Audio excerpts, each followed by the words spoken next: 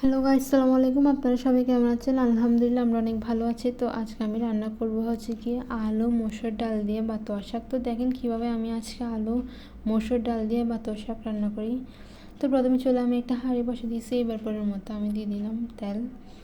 তারপর দিয়ে দিব হচ্ছে রসুন আর পেঁয়াজ কুচি একসাথে দেওয়ার পর একটু ভালো করে নিয়েছি কিছুক্ষণ জন্য। আমি এগুলো একটু পেঁয়াজ রসুনগুলো হালকা ভেজে নিব। এবার আমি এখানে মশলাগুলো দিয়ে দিব। ফার্স্টে হলুদের গুঁড়ো দিয়ে দিব, তারপর মরিচের গুঁড়ো, একটু ধনিয়ার গুঁড়ো দিয়ে দিব। দেওয়ার পর একদম ভালো করে নেড়ে চেড়ে নেব। এবার ভালো করে নেড়ে চেড়ে নেওয়ার পর একটু অল্প পরিমাণ পানি দিব, যাতে মশলাগুলো পুড়ে যায়, মশলার গন্ধ যাতে চলে যায়, তাই একটু অল্প পরিমাণ পানি দিয়ে একটু হালকা নেড়ে চেড়ে নিচ্ছি। এবার আমি মশলাগুলো একটু কিছুক্ষণ জন্য ভালো করে কষিয়ে নিব।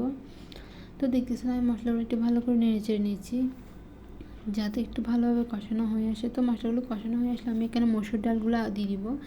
এগুলো আমি আগে থেকে ভালোভাবে মসুর ডালগুলো পরিষ্কার করে ধুয়ে কিছুক্ষণ ভিজিয়ে রেখে তারপর আমি মশলাগুলো দিয়ে দিয়েছি। তারপর বাতোয়া শাকগুলো দিয়ে দিলাম। তো দেখতেছেন বাতোয়া শাকগুলো দেওয়ার পর এবার ভালো করে নেড়ে নেব। সঙ্গে আমি দিয়ে দিব হচ্ছে কি টমেটো আর আলু কুচি। তো আলু কুচি আমি দিয়ে দিব, তারপর একটু ভালো করে নেড়ে নেব। তো আমি ডাল দিয়ে আলু দিয়ে শাকগুলো রান্না করতেছি। তো কার কার এরকম শাক খেতে ভালো লাগে তারা কিন্তু অবশ্যই কমেন্ট করে জানাবেন, আর কারা কারা খাইছেন তারাও কিন্তু অবশ্যই কমেন্ট করে জানাবেন। তো আমার রান্না হয়ে আসছে, এখন আমি চুলার আঁচটা বন্ধ করে দিব যেহেতু রান্না কমপ্লিট হয়ে আসছে। আমার পুরো ভিডিও দেখবেন, আমার ভিডিও কিন্তু সবাই ভালো থাকবেন, সুস্থ থাকবেন। আল্লাহ হাফেজ, টাটা, বাই বাই।